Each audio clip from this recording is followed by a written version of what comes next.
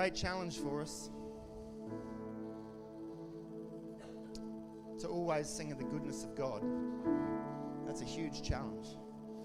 You know, we go through situations in our lives where that's the last thing we want to do, sometimes, is sing of the goodness of God. But I tell you what, the more we do it, it's actually so much better for us. No matter what situation we're in, the best thing we can do is to sing of the goodness of God, even if we don't feel like it, no matter the circumstances. And you're going to see a perfect example of that this morning. I'm so excited for the service today. We have Scott and Kendy Whitmore going to share the goodness of God in their lives, and it's going to be a powerful story. So that's coming up in a little while, so I'm really looking forward to hearing that, and I hope you are as well. But good morning, welcome to Portlife. It's good to see you all here this morning. People look like they're pretty awake. That's a good sign, so things are good. I hope you've had a great Christmas break. We're starting to get ready. There's 1 week left of school holidays, so things are about to ramp back up. I can't wait. I'm sure you can't wait. The kids can't wait. We're all ready for it. But please, if you're new here today, welcome. Please stick around after the service. We'd love to shout you a coffee or a Coke or whatever drink takes your fancy that's non-alcoholic. And we would then love to sit around and have a chat with you. So please stick around after the service. I've just got a couple of quick announcements this morning. The first one involves Vision Sunday. And can I just say, in the 66-year history of this church, this is going to be the most important Vision Sunday, I believe, yet. Please do not miss this. February 5, and there's so much going on that we need to unpack. It's actually February 5 and February 12. It's going to go over 2 mornings. On February 5, it is going to be a combined service here with our Seaview campus. They're going to come along so that you get to meet them. For those of you that don't know, we took on another campus about 3 years ago, and so this will be the first time, thanks to COVID, that we're actually able to now bring them in, and we're not worried about the seating issues or that. It might be a bit full next weekend, but on that weekend, but that'll be great. But we felt it was really important that both campuses are here to hear firsthand what the direction of this church as a whole, both campuses, is going.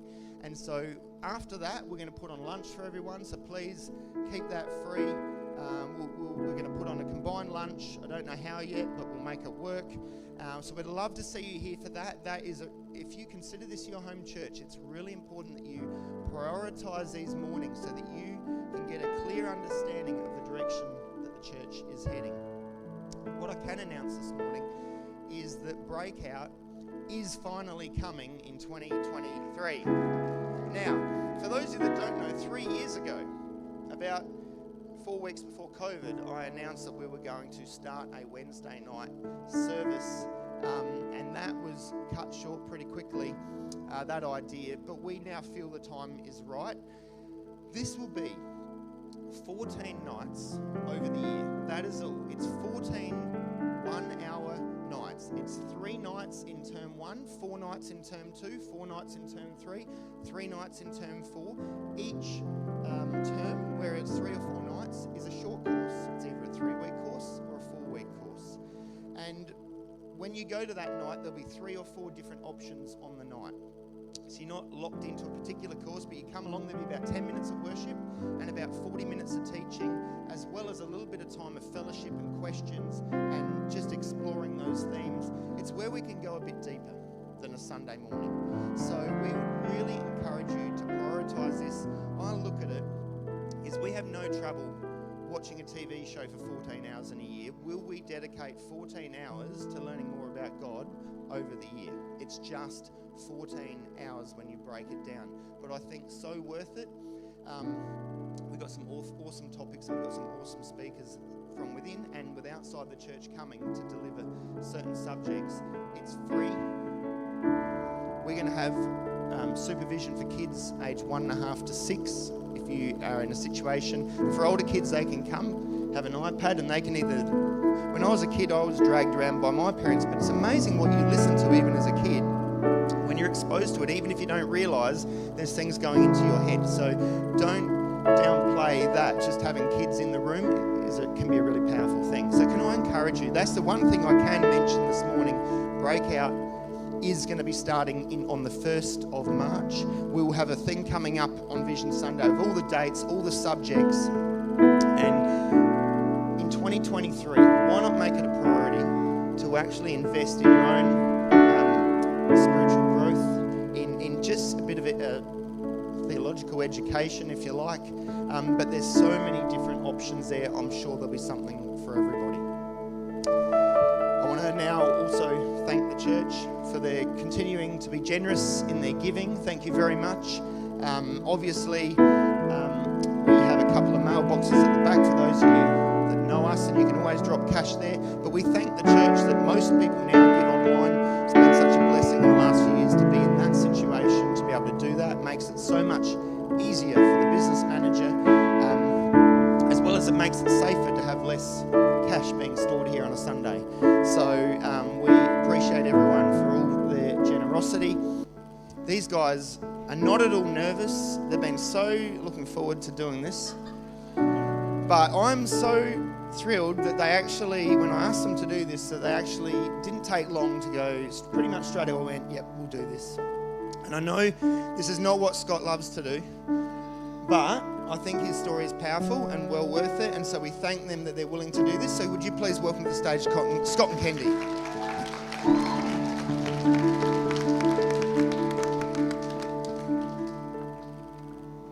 They're both still there, and now I've got one of Kendy's as well. So as you can see, those cysts, what happens is there's no way, and that's the size of a football, so mine's pretty close to that, but there's no way that kidney is going to clean blood very well. And that's what it does for you guys, of course. The kidney cleans the blood, keeps you feeling fresh and healthy and so on. So we just thought it'd be good to set the scene as to what it looks like. So what's the solution? So the solution from there is, well, it's three things. You can sit on dialysis for a very, very long time. You can go on a donor list and wait, or you're lucky enough to have a live donor, which we want to talk about today. So if you just go again with the next slide, Lige. So there's me on dialysis. I was really lucky. I was only on dialysis for 6 weeks. So 4 hours a day for 3 days a week for 6 weeks. And the interesting thing is, so that's me there. So what happens is, without getting too in depth, over about the 4.5 hour mark, the machine will clean my blood 6 times and get me so healthy to be able to press on for another day and then go back to the RA and have it done again. Met a lot of interesting people, obviously, with that happening. And I guess the sad thing is there are people in there that have been doing that for 20 years, 30 years, because they've got so many other health conditions that a kidney transplant is not an option. And it's really daunting when you go in and see that, but even more, I guess, embarrassing when you go in and the nurses know that you're lined up for a transplant in 2, 3, 4, 5 weeks, and they celebrate that with you when you're in there every time you walk in, only for the others to sit in the background and hear that, oh gosh, here he comes again, Mr. Kidney Transplant. Scared to go to sleep in case one of them sneaks over and cuts the cord. But yeah, they would they'd count it down as I was going in there, and I just kept saying to them, shh, keep it down, mate, these guys are in here for the long haul. So really, really eye-opening, and I guess super blessed to know that I'm only going through that for a very short period of time until I was lucky enough to get Kendy's kidney. So we talk about live donor, and that's the direction we want to step into today. And as far as live donor is concerned, I've got this little thing here where God sent me the rowboat, the motorboat, and the helicopter all in one lady. And for those of you that have seen that picture before, it's pretty lucky. So one more slide for you. So that's the kidney that I've got is in my right hip for strange reason. That's where it goes. My other two are still there. And the new one sits in the right hip. So they took it out of Kendy's left hip, or went inside Kendy's left hip and put it in my right. So, wow, the interesting thing is, we've been married for 27. Yes, 27 years. We've known each other for a very long time. And the thing that blows me away is that God knew before we met, or I had the disease before we met, but God knew before we met that you're marrying a lady that's a so-called perfect match with a kidney that's going to get you out of trouble 30 years down the track. So he knew we were a match before we met in that nightclub in Mildura. She was a breakdancer, you would never have guessed. I waited for her to finish her routine, introduce myself, and it just went from there. This is pretty slippery. I know. And then, of course, God knew we were a match before on our very first date. She served me that frozen schnitzel stuck to another frozen schnitzel. Her cooking has improved, even though for some reason Kurt and I still pray after we eat. It's a weird thing. It's weird. But anyway, a couple of scriptures come to mind before she gets a chance to come back at me. Whew. So Jeremiah 29:11, for I know the plans I have for you, declares the Lord, plans to prosper you and not to harm you, plans to give you hope in the future. And Psalms 147:4-5, he determines the number of stars and calls them each by name. Great is our Lord and mighty in power. His understanding has no limit. And before I hand over to Kendy, it's just, it truly is amazing that, and we did meet in a nightclub. The breakdance thing was a joke, of course. She was the door hag. No. That's also a joke.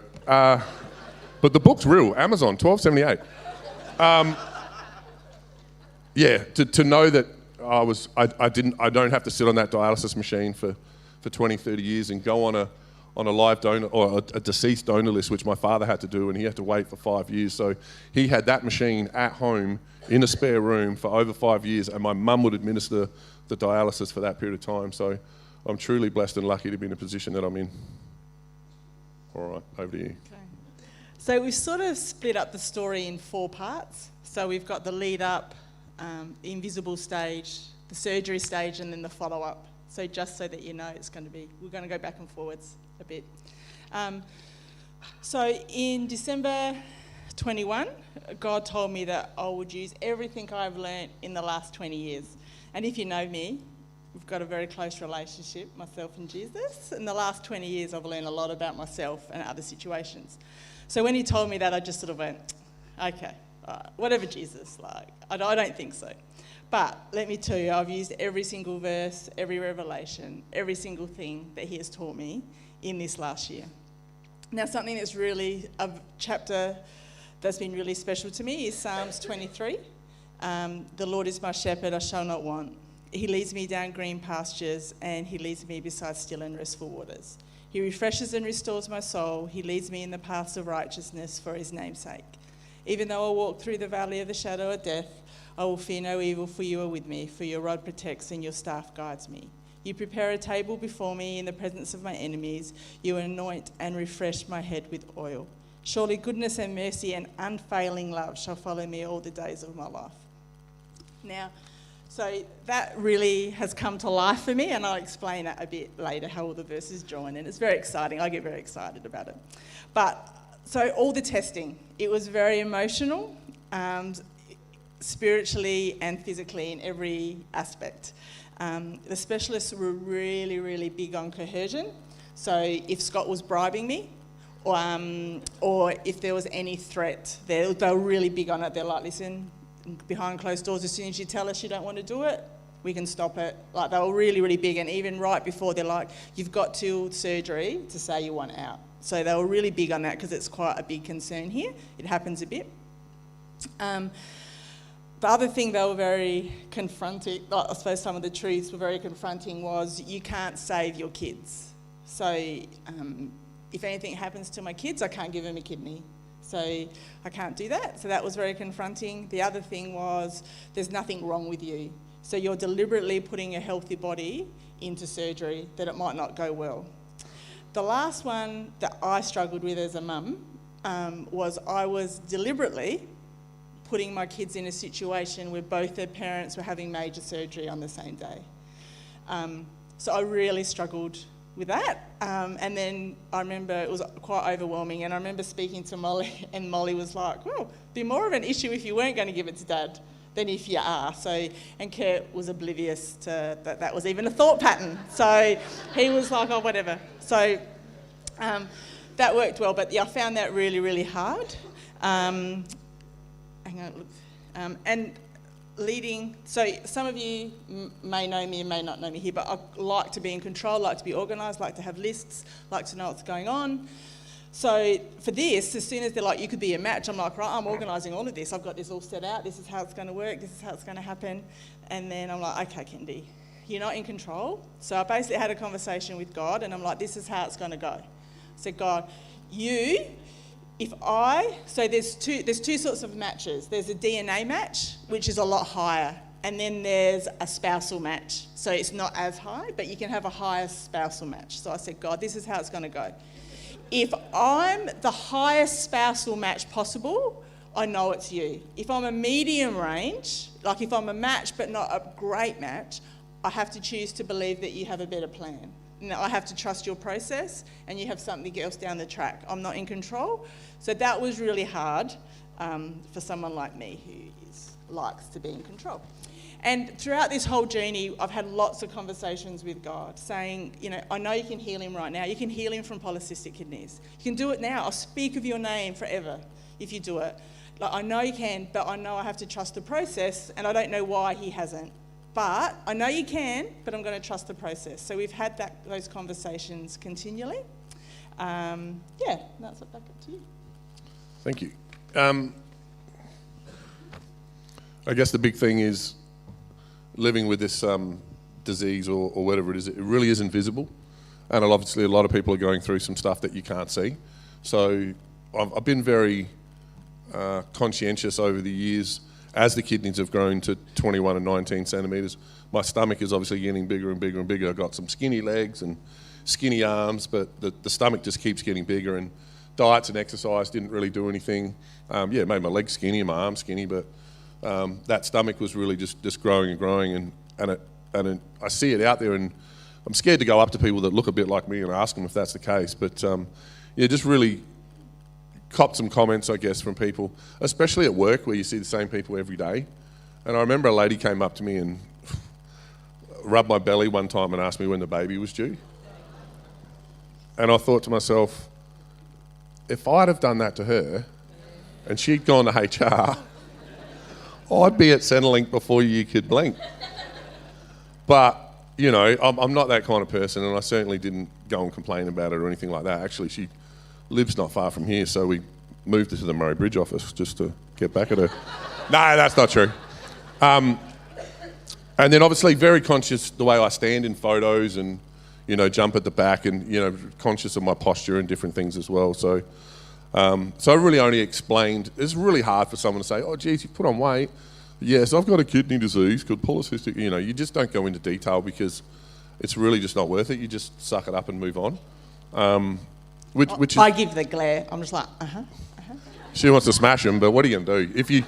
If you explained it to everyone that said something about, the way I was standing or the way I was looking, but you only really explain it to those that are close up or family members, and then they hopefully realise that, these things are growing and getting bigger. And some of you might be thinking, well, why didn't they take them out when they gave you Kendys? Well, it's such a big surgery to get one. I had space, being such a large person, I had space for the new one without taking the old ones out. So typically, I guess what's happening is the blood, the other two dodgy ones are connected as well. So the 3 kidneys are connected. They're all cleaning the blood at the same time, but the good one, Kendy's, is the one doing all the work. Just really lucky. So yes, down the track, maybe I'll have one or both out, but for now, they're both in there. So the journey really has shown me that the old saying is true, is that you can't judge a book by its cover. And so many people are going through things that are invisible and hidden that on any given day, to make a comment the wrong way here or the wrong way there could just have such a detrimental effect. So 1 Samuel 16:7, but the Lord said to Samuel, do not consider his appearance or his height. If that's interesting, because I am told. For I have rejected him. The Lord does not look at the things people look at. People look at the outward appearance, but the Lord looks at the heart. So that, living with this for the numerous years has really given me the approach that, you just can't judge a book by its cover and look at people, and even if they're smiling and having a great day, stuff may be going on. So, and then John 7:24, stop judging me by mere appearances, but instead judge me correctly. And another thing that I failed to mention that you may be thinking is, well, what about your kids if your dad handed it down to you? So Molly's had a scan at 21 and no real indication of the disease. And Kurt's only 16, so mine really didn't show up until I was about 22. So we probably have to hold off a little bit longer on our kids to see whether they've got the same thing that I've got. But if they have, and then by the time they're due for a transplant, the way medicine is moving, then it could be something completely different that they experience than what we've gone through. Sweet. So the term invisible means unable to see. Someone or something that cannot be seen or perceived. There'll be lots and lots of people in this room going through something invisible now, whether it's emotional, spiritually, or physical. Everyone goes through something, and how people react to you is 99.9% got nothing to do with you. It's to do with what they're going through. A few years ago, God, he's challenged me a lot over the years, which I think is all for last year that he did. But he taught me a few years ago that I was to be silent and kind. So I wasn't to give my opinion, which is really hard, when I think my opinion's correct. But then I realised that my opinion is only based on my life. So what my experiences is my opinion, which is so blessed, my life. So really my opinion is not worth anything to anyone but myself. So it was really hard when you saw situations and you're like, oh, I so want to tell them how to do that. That's just so not right. They could do this, and this. But, of course, what I've realised is I'm only seeing what they're showing me. That's not actually what's going on.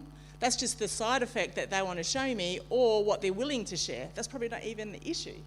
So I think I've learnt, especially with Scott's health, that, you don't want to be a victim in how you hold yourself. You want to deal with your issues as you move forward, but at the same time, we need to be so kind to people. Because, I have a very good death glare, if you know me. It's so good. It's got the tongue in the cheek. It's full good. So when Scott comes home and says, oh, some such and such said this today, I'm just like, right, when I see her next, and then I have to no, be kind. They don't know. But you just have to be really careful. And I think the exciting thing you've got to know, if anyone here is going through something that people don't know about, or you think, I can't believe that family's happy on Facebook and I'm not, and it's all so fake, just remember that God knows what you're going through. He knows when you're by yourself at 12 o'clock at night crying in your bed. He knows what you're struggling with. And there's been so little miracles throughout this year that I'm like, oh gosh, it's so good doing that to me today. Just really gracious. He knows. But he's with you every step of the way. Now, Scott was very highly functioning.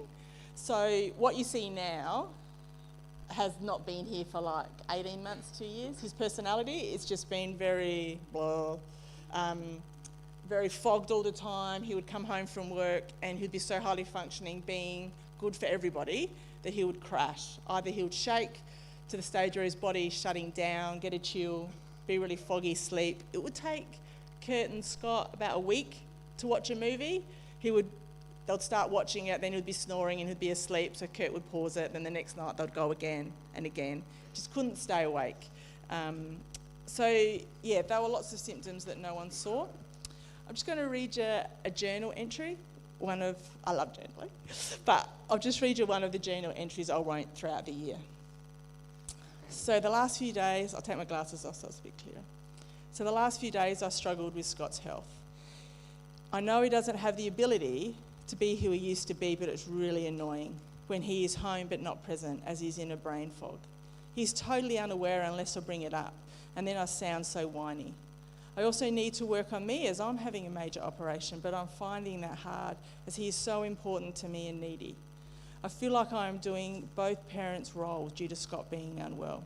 I know he can't give me anything, as he's just getting through the day sometimes. Lord, help me get rid of all these I quotes and statements. May I lose my facial expressions. I'm very good at them. May I lose my facial expressions and little nasty comments. I did not know this year was going to be so lonely and isolating. And it wasn't lonely in the fact of having support and friends, and this church has been amazing through the whole process. Like our family, it's isolating within yourself. It's weird to explain unless you know. You can be around heaps of people and still lonely. But God knows that feeling. Like he knows. And yeah, he's just, don't get me started, he's so exciting. I get so excited when I talk about him because he truly knows, like he's your best friend. There's songs that say he's closer than your brother is, beneath your skin. He's just amazing. Anyway, in May of 2022, of last year, so from 2020 to 2022, Scott slowly deteriorated. In May of 2020, our son Kurt was coming back from an ankle surgery and he was going to play his first game of basketball. We're all really excited. Anyway, gets on the court, 40 seconds, does his knee. Has to have a full ACL reconstruction. So as you can imagine, my chats with God continued and I wasn't very happy. I was basically in the backyard. Lucky Scott was well that weekend because he could take him to the surgeon, because I was like doing the Psalms of Kendy in the backyard. I was so angry, then at the end going, I know you're good.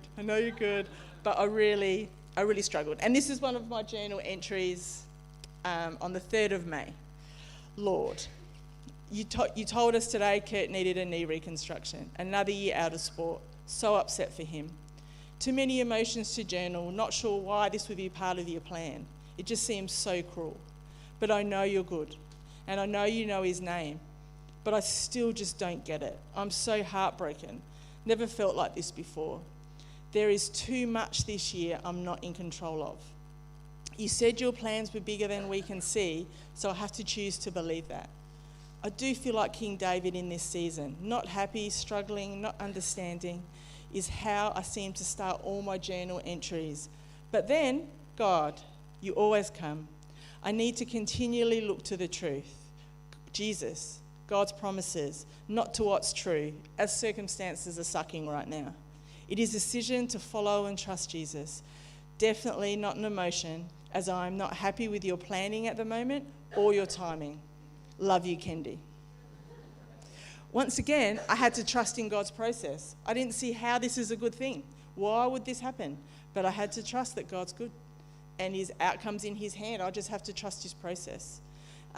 There's a song by Mercy Me, and there's a word in it. The song is I Say I Won't, and there's a line in it that says, I didn't understand that I was driving, going 35, when I actually had a rocket inside. Like, we don't understand the potential God's given us or what we can handle, or it's not actually our strength that does stuff. And I think the scripture that's come to life for me through all this is he actually says, when we are weak, he makes me strong. So why get anxious or fear anything? Because when you're not coping, he is. So you can stay on the same level. Not saying that happens all the time.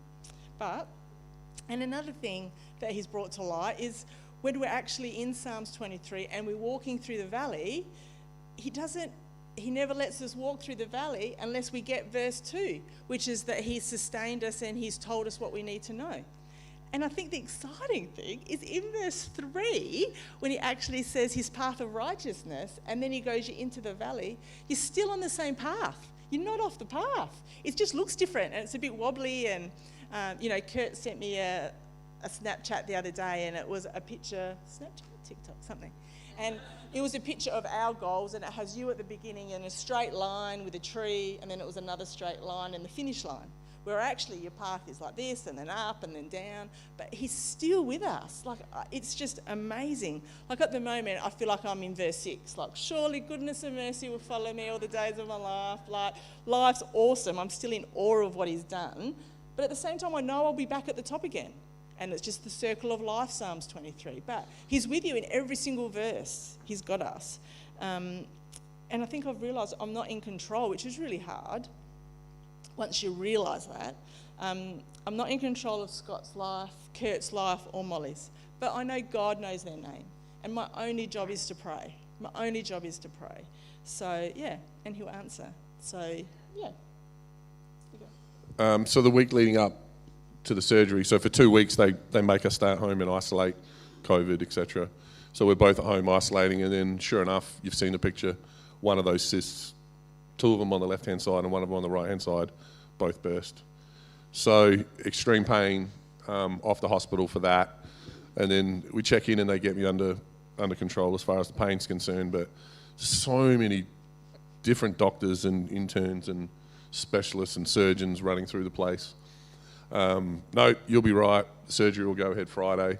Oh, I don't know, looks sketchy. No, you'll be right. And they're just this different opinions the whole time. So we've got Molly in America, where our daughter lives, on the plane, off the plane. Is she coming? Is she not? So sure enough, it gets to Wednesday night. It burst on the Monday. The surgery's on the Friday. And they finally came in and said, no, we're not doing it. So we decided to put Molly on the plane anyway, and they gave us a date, which was 2 weeks out. So we ended up isolating at home for 4 weeks, waiting for the surgery. Then the surgery time finally came around, and Molly was home, which was really cool. And then there was just, for me, there was just, the way they do it is they take Kendy out first, they wheel her down, they take her kidney out, they make sure she's okay, and then they call for me and take me down. So knowing that was the process, when they called for me to take me down, I just knew that, okay, that meant she was okay, and the nurses backed up that as well. But just the calmness for me of going down the corridor, and it's forever to up the elevator, and by the time you get to the surgery place, to the theatre, it was just this calmness for me, because I just felt, look, if God's given me someone 30 years ago that's I'll say perfect match, kidney-wise, you know, why would he let anything go wrong now? So I kind of had that calmness and that thought throughout the entire process, and obviously things did go well, and everything went fine, and even to the point afterwards where I woke up and they wheeled me out of surgery, and they said, because we're in the same ward but we're obviously in different rooms, they said, hey, do you want to do a drive-by? And I'm like, where are we going, Macca's? What are you talking about? No, do you want to drive by your wife's room so you can see her? And I'm like, hell yeah. So they go out of their way, wheel me past, we wave. That's about it, really. It wasn't too long. And then, yeah, back to my room, and then pretty much excruciating pain for the next 4 to 6 weeks. Now, I'm going to show you a photo of the scar, Leitch. So that's the scar. Now, the funny thing is, I took that with my iPhone, trying to figure it out where it was. When the surgeon came in to look at that the first time, he was patting himself on the back like he'd made the best. He was like, oh, that looks great. That's healing perfect. That's wonderful. I'm looking at it thinking the work experience kid did it with a glue gun. And I'm like, and he's like, oh, mate, I'm so, patting himself, and look at that, Johnny. And I'm like, oh, okay. But sure enough, I won't show you the finished product, but they know what they're doing, because it turned out really, really well. So gets to the end of our time in hospital. Kendy left before I did. And it's interesting. You have the kidney specialist telling you, you stay as long as you need to stay. If you need to stay 4 days, you stay 4 days. If you need to stay 5 days, you're the one calling the shots, Scotty. You make sure that you leave when you're comfortable. Okay. Nurse comes in, you're leaving today. No. My specialist said, well, he's not here, he's off, so you're leaving. No, my back's too stiff, this, that, the other. So I was in so much pain, but they said, you're leaving. And I kind of, little bit of a tantrum, nothing too crazy. But of course, they're like, well, not only are you leaving, but you need to go sit in this waiting room for the pharmacist to come and give you all your tablets before you can leave the place. And I'm like, you've got to be kidding me. I'm in that much pain still. They had a little pain buster in the wound, which is the best thing ever, where it administers local anaesthetic every hour, and you can't feel a thing. But once that comes out and the rest of the drugs are all taken out of your body, then it's pretty excruciating. So feeling a bit sorry for myself, you know, woe is me. But yep, they kicked me out of the room, and I walked down this corridor into the waiting room, which I knew had a couple of couches in it, so I was going to lay down and wait for this pharmacist. And sure enough, I turned the corner. There's some dude on one couch, and there's his wife on the other couch. So I'm like, this is great. So I walk in, introduce myself. Now I look down and I see that he's got the same red bag that I've got, which means kidney transplant. So I've met him, and his name's Steve. And sure enough, polycystic kidneys. He's a tiny lad, a little bit younger than me. He's had one of those kidneys taken out and one of them put in at the same time. So he's gone through double the surgery that I've gone through. And of course, I'm feeling so sorry for myself. God puts me in a situation where I'm in this room with him. I won't say we're best friends now, but we go to clinic together for over a month every single day. We call each other. He went back into hospital. Kendy and I went and visited him. We know where he lives. Kendy's good friends with his wife. he's best friends with my boss. They live 3 doors down from each other. The whole thing's just crazy. But I kick up this fuss about leaving my room, and there's a guy that's had surgery worse than me. He's in there as well, waiting on the pharmacist. He's waiting in there because he needs a wheelchair to make it back to his car. At least I can walk. So it was just really interesting. And then I don't find out until afterwards, when I go to clinic, the reason they wanted me out of my room was because there was an 18-year-old who had chronic kidney failure, and he was next in my room.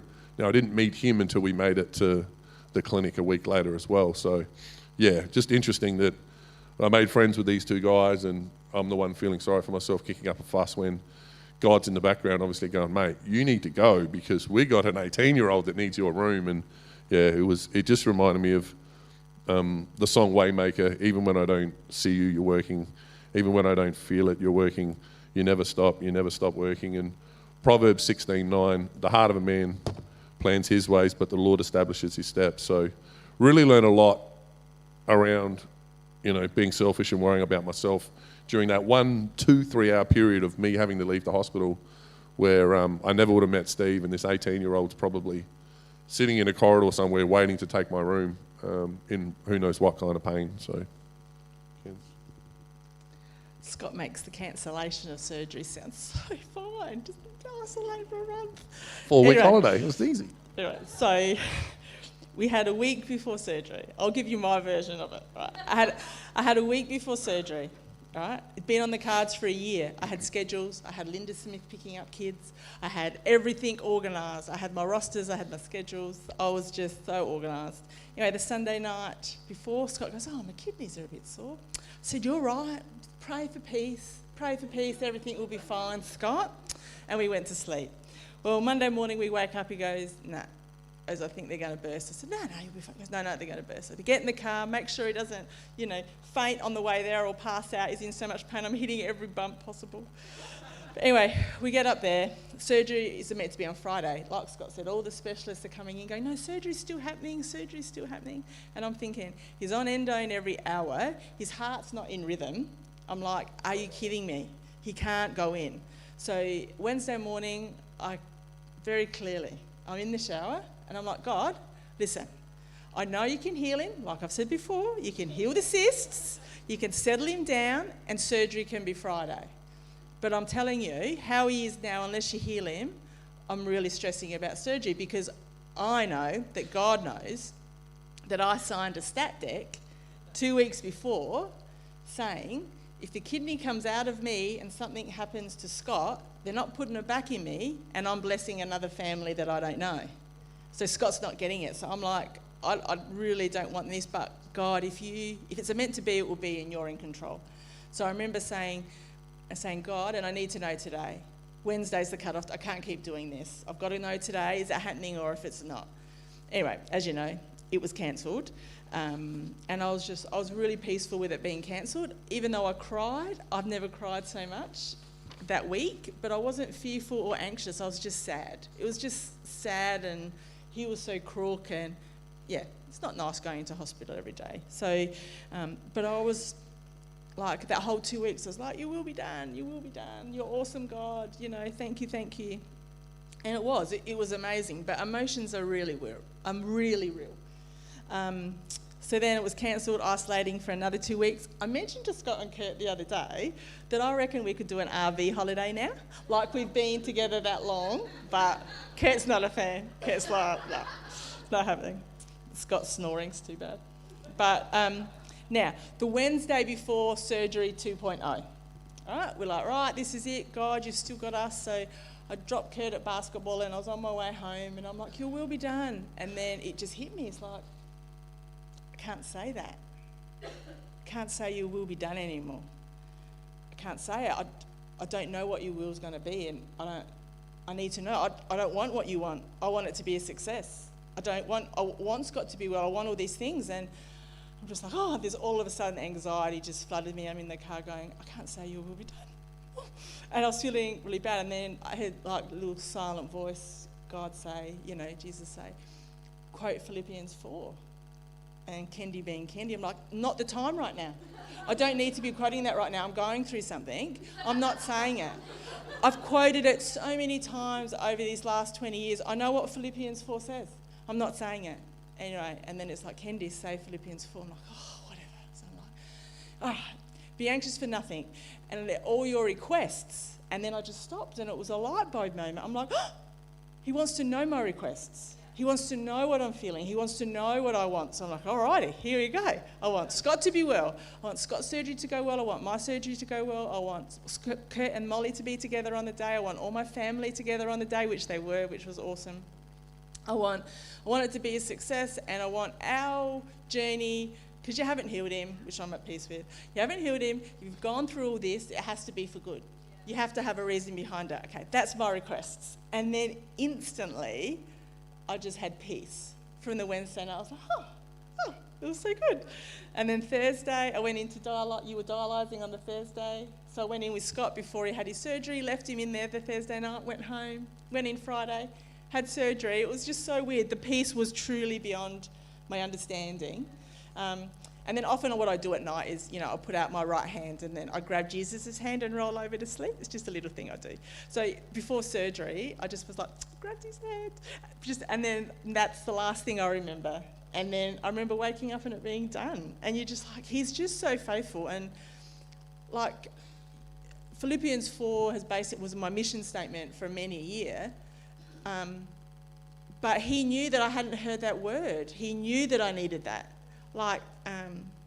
He's just really, really, really faithful. And I think all I needed to know was that I knew that he knew that I knew he knew my requests, if you know what I mean. Like it was sort of, it's weird, but hang on, I don't know if there's anything else. He's just faithful. He's really faithful. Thank you. So post-surgery, we had this plan in our heads. They said, it'll take you about 6 to 8 weeks to recover. So we thought, 6 to 8 week holiday, this is wicked. Nah, not at all. Kendy's parents moved in. That's not a holiday anyway, is it? Sorry, Scott. Oh, geez. My brother-in-law's here, I forgot. Sorry, Sally, watching online. I forgot it was filmed. Elijah, edit that bit, bro. So, no, we had this plan of this 6 to 8 week holiday and, I jest, but without Kendy's parents moving in, her dad drove me to the clinic, 28 days in a row, and we were really lucky to get that support because I was lucky enough to be comfortable in bed. She was comfortable in a recliner, which is at the other end of the house. So this little 6 to 8 week holiday was not even seeing each other. We're at different ends of the house the whole time, and then follow up after that. There's been multiple ultrasounds, scans, biopsies. Elijah, throw up the medication photo, brother. The ongoing medication is ridiculous to sit there and put it in my little daily planner and get it all right because, I need extra sun protection. My immune system's way low because of the meds, and there's blood pressure tablets in there. There's tablets in there to help my body not react to the tablets, and there's nausea, this and that and the other. So it's pretty full on. And then what they were doing these biopsies and everything, there was this lot of fluid that was sitting around the kidney, and they were worried. It wasn't rejecting, but they were just worried about this fluid. And the fluid then resulted in a, how do I say this, Kens? A rather swollen testicle. I think we've got a photo of the. He's shaking his head. What? File was too big. Gotcha. Sorry about that. File was too big. Elijah's like 12. He's freaking out back there. So, and even that was a worry. And but I extended my sick leave. Again, I spoke to Steve. Sorry. I went and spoke to Steve, the guy, and I said to him, "When are you going back to work, brother?" And he said, "Well, I was supposed to go back to work at the end of January, but as you know, I've had some complications. So, and the other thing is, I'm not going to. You know what? I've lost. His kids are a lot younger than mine, and he said, sorry, I'm upset for him, not me. he'd lost all relationship with his kids. So he said, I'm going to take an extra month, while I can, to build that relationship back up with my kids before I go back to work. So the good thing is, as I said, he was best friends with my boss. So if he's not going back to work, then if I extend my leave, my boss is going to be like, oh yeah, it makes sense. So I did. I extended my leave for another month and I go back on Tuesday. So that should be cool. But yeah, it's been interesting since the surgery, but I think I'm in a place now where I'm feeling a whole lot better, a whole lot clearer. It's unbelievable. The blood is a whole lot cleaner. My levels are where I was when I was a 19-year-old, so I'm extremely lucky. So I will end with Romans 8:28, and can hardly see the page now with these tears. And we know that all things God works for the good of those who love him, who have called him according to his purpose. So, yeah, extremely lucky to be in the position that I'm in. Extremely lucky to have Kurt. No, joke, you. Very lucky to have Kurt, of course. But a wife that so unselfishly has given me a kidney and put her life on hold to help me out. So I'll let you close. Yeah, afterwards the surgery did hit us for 6. But I think it's a good thing as well because it just showed that we really didn't have any anxiety and fear about doing it. Like, I didn't even think about afterwards. So it hit us for 6. But I'll just tell the wives one story. So it was really good that my parents were down because on the first day Scott was home, I came home Monday, Scott came home Tuesday. I'm on the recliner, three scars, can't really, struggling. He is in the bed, lying down. He goes, Kendy! Kendy! I'm just like, and I look at my dad, Dad's like, I don't know. I'm just like, oh. So get the recliner up, hobble up the hallway, and this is him. He's sitting here in the bed, and he's like, can't get my laptop. It's on the ground. And I'm like, are you kidding me right now? I just got you a kidney. I can't get it. I can't get it, mate. And he's like, oh, I need my socks off my feet. Because what happened was me and Kurt, before surgery started, me and Kurt, not sounding nasty, but we were a bit over him being sick. So Molly coming back for the 2 weeks was like, oh, Dad, rub your head, rub your feet. Like, he really got spoiled. Of course, she'd left. It's like, get my laptop. Anyway, so I called Mum up. I said, Mum, can you pick the laptop off the floor that I can't bend over and take his socks off? Oh, of course, Scott, of course. So she gets the laptop. And I look at him, I'm like, I'm not coming up again. Okay, he said. So if my parents weren't with me, I would have struggled because he would have still been going, Kendy. So. You reckon I add mayonnaise to stuff? Jeez. That was true. Don't even remember that. But I think the continual story is he's going to be the same God. So whatever we go through next, it's the same God, same principles, just different situations. And he's so faithful.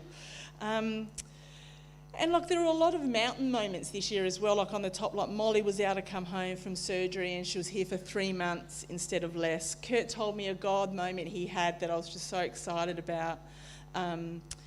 Kurt's growth in having all his dreams ripped away, then going through our family situation as well. Just how he's held himself as a man, he's positive, and he's just turning out to be such a great kid through this year has been really awesome. Watching, I think, Molly and Kurt love on Scott despite not getting anything back has been beautiful. Like, they just love their dad, and I suppose for us now to have Scott back, it's amazing. Like, he'll sit here and talk to me at home, and I'm just like, oh, it's so good to have you back. Like, have a conversation. And he's just like, yeah, whatever, Kendy. But because he was so engrossed in being crook, he didn't know how sick he was because it just gradually goes down with kidneys. So when me and Kurt, we haven't had ribs for about a year. And then he's like, oh, let's do ribs. We'll buy ribs. We'll do the... And me and Kurt are like, okay, whatever. So it's awesome having him back. But, it's still a long journey with what's wrong, but, God's got it. Life's so good, you can't look at what's bad, negative, because it's a blessing. And there's a song by Maverick City that's called Shall Not Want, which of course Psalms 23 again, my favourite. And it said, my soul's got a shepherd in the valley. I shall not want. I won't be afraid of the shadow because I've seen the sun. It may suck and you might not be happy.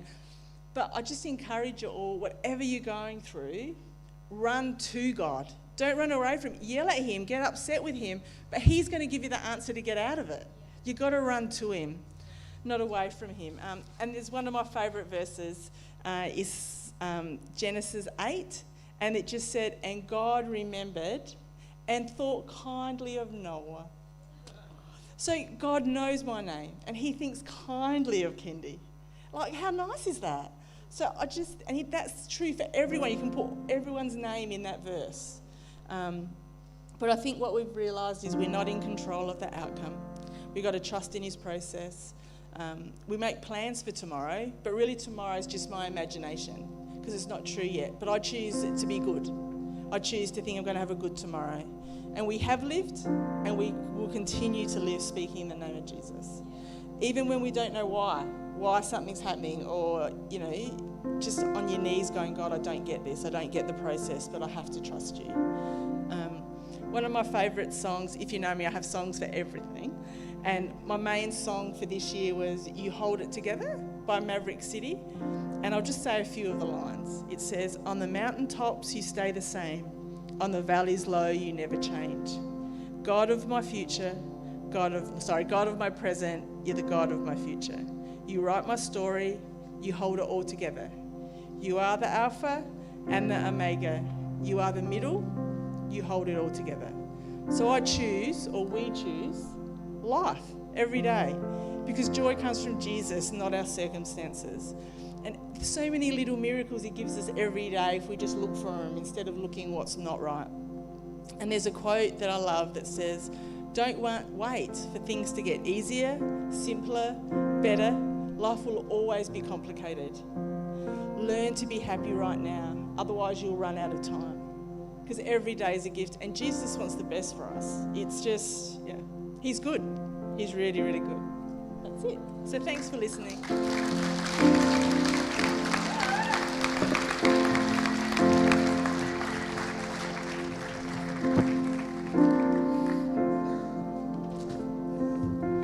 Just while these guys do a quick set change. Wow. Anyone else need a moment?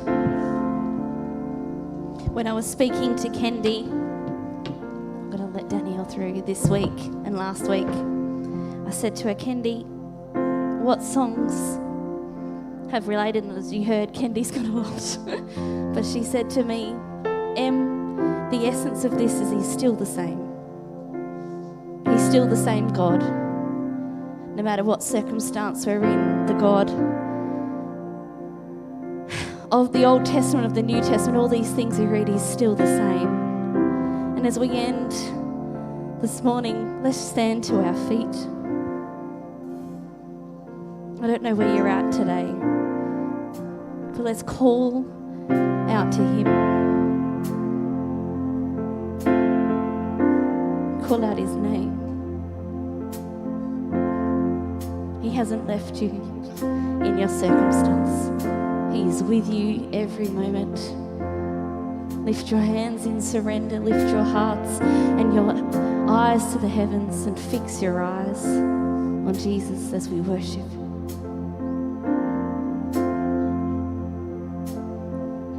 I'm calling on the God of Jacob, whose love endures through generations. I know that you will keep your covenant. I'm calling on the God of Moses, the one who opened up the ocean. I need you now to do the same thing for me.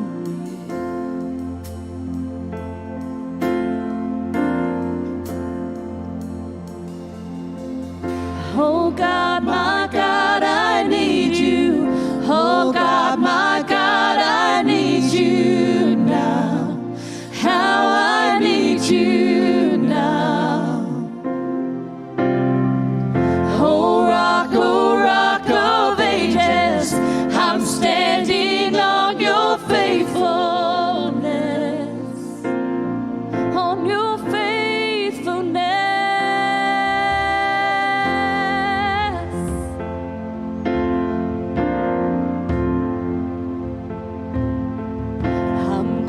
calling on the God of Mary,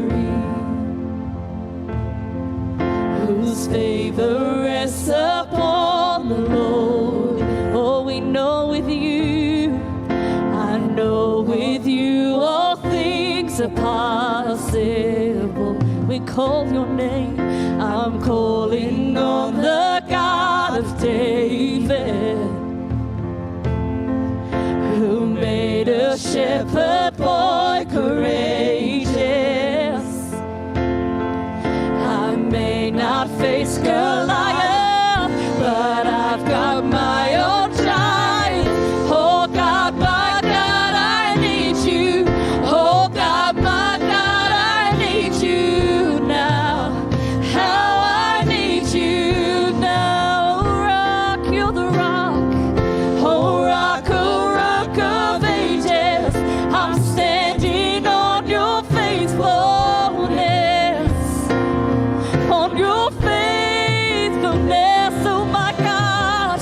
Oh God, my God, I need you. Oh God, my God, I need you now. How I need you now. We need you. Oh rock of ages. I'm standing on your faithfulness. On your faithfulness.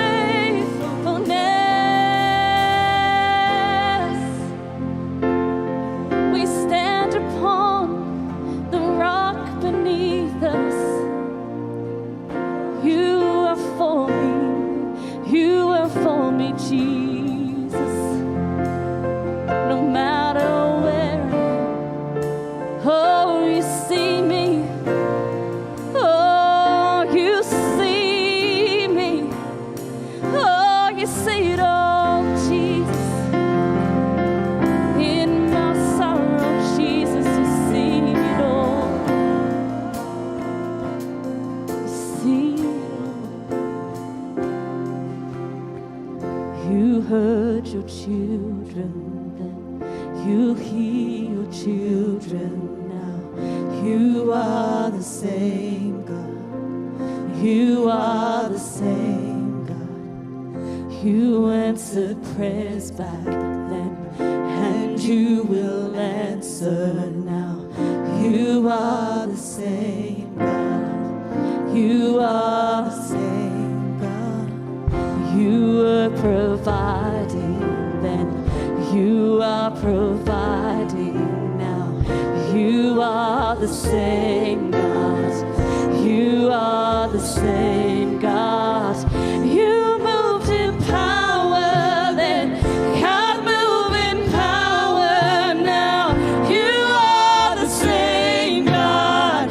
You are the same God. You were a healer then. You are a healer now. You are the same God. You are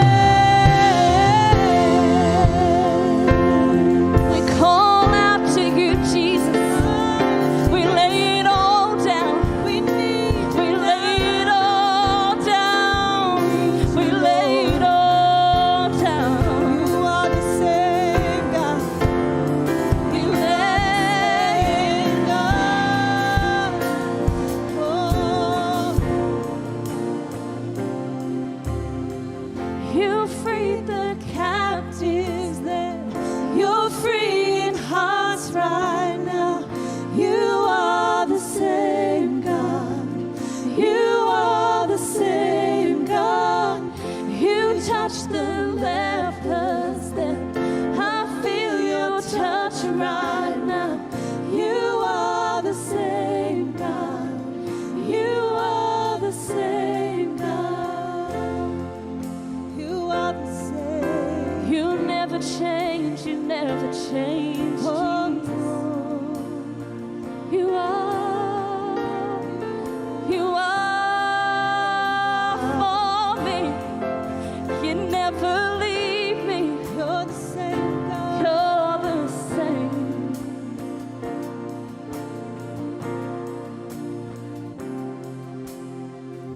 I'm calling on the Holy Spirit.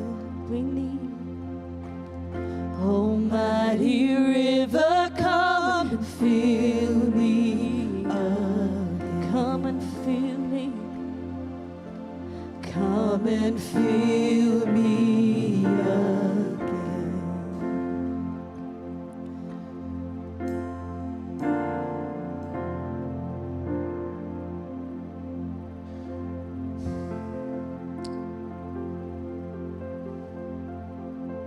Maybe this morning, as you've had a chance to just reflect on what Scott and Kendy have shared, maybe there's something that is quite personal for you in what they've shared this morning. You know, the topic really was invisible. And what Scott and Kendy, to an extent, were going through, a lot of it was invisible to other people. And maybe this morning, that's not quite your story, but maybe what you're going through in a way is just the same. It's invisible.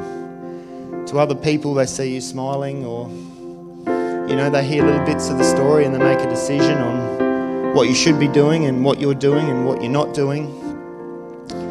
But I really want to give you an opportunity this morning before we, in a moment, people can head out and have coffee, but we're just going to stay here, and Scott and Kendy have offered to come and pray with people as well. But we want an opportunity that if this morning something that they shared really resonated with you, if you can relate to that, if there's something that you would say, it's almost like it's invisible to everybody else, but there's something in your life that you've been really struggling with, there's nothing better, like Kendy said, than to pray. And what a great opportunity here for us to pray with some church family. So we would love for you to do that. I am going to just ask people if they want, they're welcome to head out now for tea and coffee. But we're going to, as I said, we're going to continue to just play the music here. And if you would like, would you please come forward now? We would love to pray with you if this morning you would like that.